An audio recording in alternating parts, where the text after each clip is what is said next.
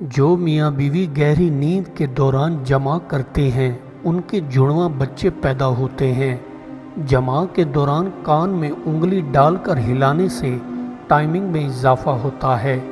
بیوی کے پاس جانے سے قبل نہانے سے مرد کی قوت باء میں خاطر خواہ اضافہ ہوتا ہے۔ دوران جمع منہ میں لہسن رکھنے سے مرد کی طاقت میں بھرپور اضافہ ہوتا ہے۔ جماع سے پہلے 3 کھیرے کھا لینے سے بیوی کو حمل بہت جلدی ٹھہر جاتا ہے۔ آنکھیں بند کر کے بیوی کے ساتھ جماع کرنے سے آنکھوں کی بینائی بڑھ جاتی ہے۔ پٹھے کمزور ہوتے جا رہے ہیں تو جماع سے پہلے اونٹنی کا دودھ پی لو، افاقہ ہوگا۔ بدن کی طاقت میں کمی آ گئی ہے تو انار دانے کو دودھ میں ڈال کر پی لیا کرو۔ جس انسان کی قد رک گئی ہو اس کو چاہیے حاملہ اونٹنی کے نیچے گزرے، افاقہ ہوگا۔ جو لوگ سگریٹ پیتے ہیں ایسے لوگ جماع میں زیادہ دیر تک نہیں ٹک پاتے۔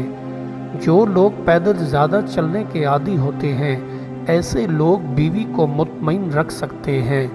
زیادہ وقت ایک ہی جگہ بیٹھے رہنے سے انسان کی قوت باء میں کمی ہو جاتی ہے۔ ٹائمنگ میں اضافہ چاہتے ہو تو ہمیشہ کچھ کھائے بغیر خالی پیٹ بیوی کے پاس جایا کرو۔ جس عورت کے سر پر جوئیں ہوتی ہیں ایسی عورت کو حمل بہت مشکل سے ٹھہرتا ہے۔ جو عورت سر میں تیل ڈال کر جماع کرواتی ہے ایسی عورت بہت دیر سے بوڑھی ہوتی ہے۔ پاؤں کی تلی پر تیل لگا کر سونے سے انسان کے پٹھے کبھی کمزور نہیں ہو پاتے ہیں۔ موٹاپے کا واحد حل یہ ہے کہ حاملہ اونٹنی کا لعاب ناف میں ڈال کر سو جاؤ، افاقہ ہوگا۔ گھوڑے کے چند دم کے بال اتار کر اپنی جیب میں رکھنے سے انسان جلدی دولت مند بنتا ہے۔ کچھوے کے لعاب کو ماتھے پر لگا دینے سے انسان کی دماغی صلاحیت بڑھ جاتی ہے۔ بدن کی کسی بھی جگہ پر خارش ہو تو انگور کا رس اس پر ڈال دو، خارش فوراً ختم ہو جائے گی۔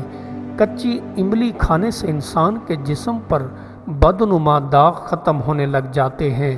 لکوے کے مریض کو کچے انگور کھلانے سے مریض جلد ٹھیک ہونے لگ جاتا ہے۔ ہاتھ اور پاؤں سن ہو جاتے ہیں تو ہاتھوں پر مکڑی کے جالے کو مسلا کرو، افاقہ ہوگا۔ جس بچے کو بولنے میں مشکل آ رہی ہو تو اس کو بطخ کے انڈے کھلاؤ، افاقہ ہوگا۔ معدے میں جلن ہو جائے تو فوراً الائچی والا پانی پی لو، جلن غائب ہو جائے گی۔ جہاں 2 راستے آتے ہیں وہاں سوچ آتی ہے۔ جس کے آدمی کے پاس راستہ ہی ایک ہو اسے سوچنے کی ضرورت ہی کوئی نہیں۔ تمام مخلوقات میں سے انسان ہی سب سے زیادہ محتاج ہے۔ جو بندہ کافروں کو عزیز رکھتا ہے اس نے اہل اسلام کو ذلیل و خوار کیا۔ اگر بدن میں کوئی ایسا کانٹا چبھا ہو جو آدھا گوشت میں گڑ گیا ہو تو نصف ابھی باہر ہو تو یہ خیال نہ کرنا چاہیے کہ تم اسے نکال ہی لوگے۔ ممکن ہے وہ ٹوٹ جائے اور باقی حصہ نشتر لگائے بغیر نہ نکل سکے۔ جان کی قربانی کرنے والے اگر پیدا ہو جائیں تو مال قربان کرنے والوں کا پیدا کرنا آسان ہے، کیونکہ وہی شخص مال خرچ کرتا ہے جو اپنی جان سب سے پہلے خدا کی راہ میں دیتا ہے۔ جو بندہ اس دنیا میں ظاہری حسن کو بڑھانے کی کوشش کرے گا ہزاروں آفتیں اس کی گھیر لیں گی، لہٰذا دنیا کی خواہشات کو ترک کر دے اور اللہ سے دوستی جوڑ لے۔ دوستی کے رشتے کو مضبوط بنانا ہے تو دوستوں سے ملتے جلتے رہو۔ زیادہ دور جانے سے دوستی کے رشتے میں کمزوری جنم لے لیتی ہے۔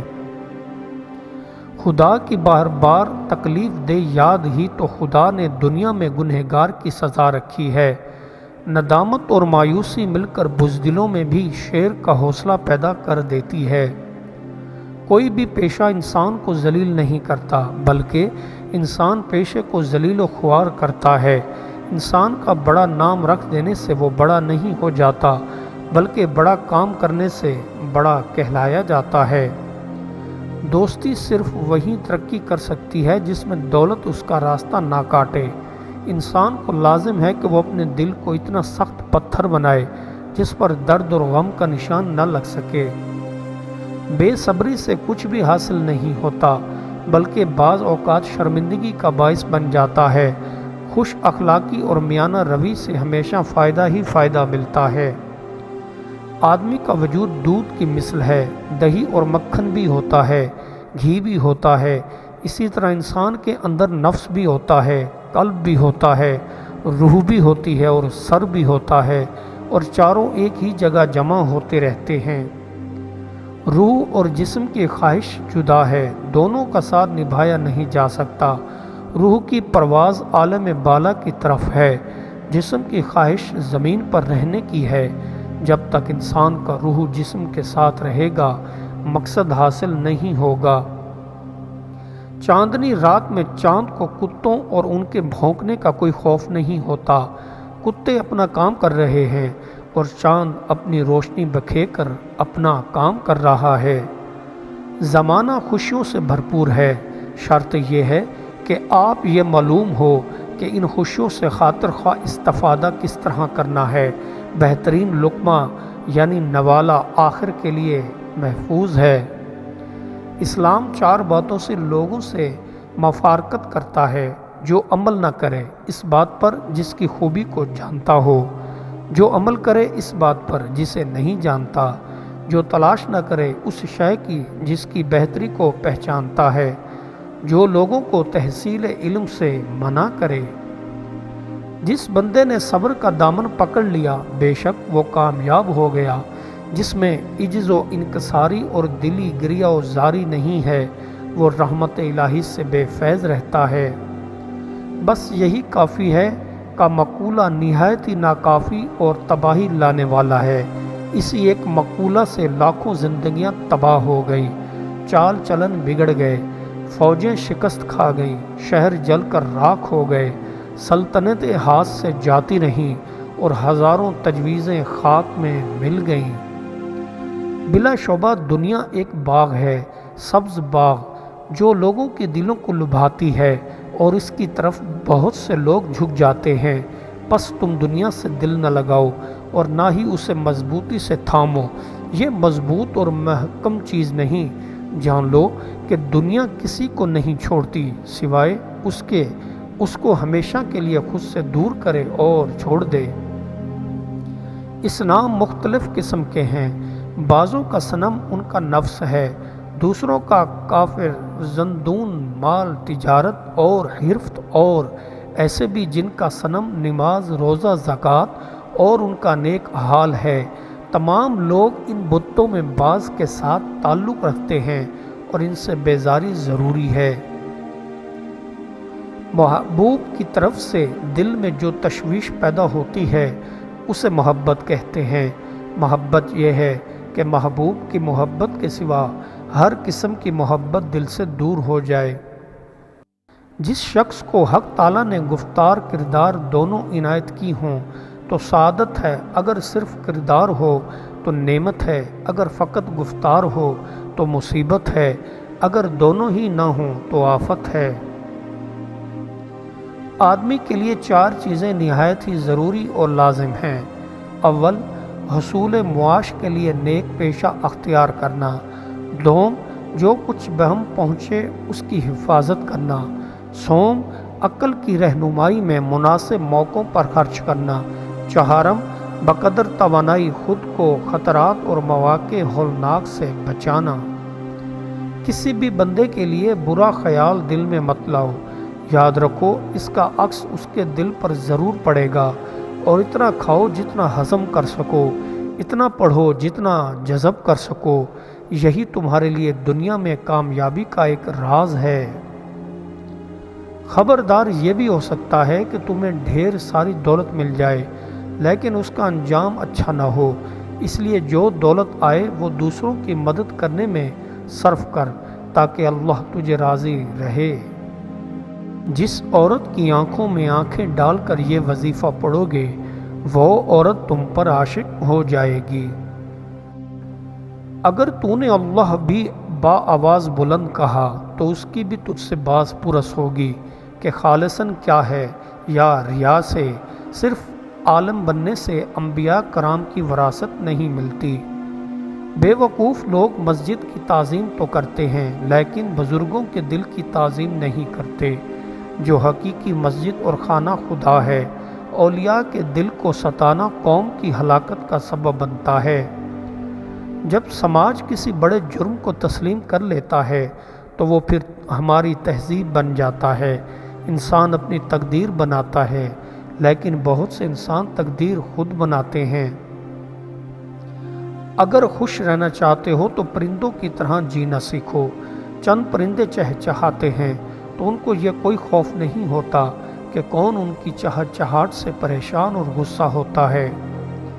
جب تو تمیز عطا کرنے والے کا ناشکر گزار بنے گا تو وہ خیال جو قبلہ کو پہچاننے والا ہے تجھ سے نکل بھاگے گا۔ اگر تو اس کھلیان سے نیکی چاہتا ہے تو تھوڑی دیر کے لیے بھی ہمدردوں سے منہ نہ پھیر۔ اگر کوئی مردہ قبر سے نکل کر دنیا کے زندہ لوگوں کو صرف موت کی شدت ہی سے باخبر کر دے تو لوگ عیش و آرام کو بھول جائیں گے اور ان کی نیندیں اڑ جائیں گی۔ اگر آپ اپنی زندگی کو ایک اصولوں کے مطابق بسر کریں تو آپ زندگی بھر کسی محتاج نہیں ہوں گے، اور اگر آپ دنیا کی رائے پر زندگی گزاریں تو آپ کبھی آزاد نہیں ہو پائیں گے۔ اگر کسی انسان کے پاس آنکھیں ہیں تو وہ یاد رکھے کہ اس کو آنکھیں دیکھنے کے لیے دی گئی ہیں، کان سننے کے لیے دیے گئے ہیں، اور پاؤں چلنے کے لیے اور ہاتھ کام کرنے کے لیے۔ اگر انسان انہیں استعمال نہ کرے گا تو اس آدمی کو نقصان اٹھانا پڑے گا۔ جوان مردی تین چیزوں میں ہے: وفائے بے خلاف، یعنی دوسروں کے ساتھ ہمیشہ وفاداری کی جائے اور وعدہ کبھی نہ توڑا جائے، کسی کی طرف سے اپنے احسان ہوئے بغیر اس کی تعریف کی جائے، دوسروں کی حاجت مندی دیکھ کر اس کے مانگے بغیر بخشش کی جائے۔ حسد بہت بری چیز ہے، یہ بندے کو اندر ہی اندر سے کھا جاتی ہے۔ میں نئے کپڑے اس لیے پہننا چھوڑ دیے کہ میرا ہمسایہ مجھے دیکھ کر حسد میں مبتلا نہ ہو جائے۔ بہت سے رئیس زادے ایسے ہیں کہ شور و شر کی وجہ سے، اپنے برے کام کی وجہ سے باپ کے لیے آر ہیں۔ ہنر مند بھی اگر وہ حاسد ہیں، اچھا نہ سمجھ، شیطان سے عبرت حاصل کر لے۔ ممکن ہے بڑے لوگوں کی مخالفت آپ کو بڑائی نہ بخش سکے، مگر اس بات میں کوئی شبہ نہیں کہ چھوٹوں سے پنجہ آزمائی انسان کو چھوٹا ضرور بنا دیتی ہے۔ خوف و ہراس انسان کو تباہ کر کے رکھ دیتا ہے۔ وہ انسان جو خوف و ہراس کا شکار ہوتا ہے وہ نفسیاتی طور پر بزدلی کا بھی شکار ہو جاتا ہے، اور وہ جس چیز سے خوف کھاتا ہے وہ چیز اس پر مکمل غلبہ حاصل کر لیتی ہے۔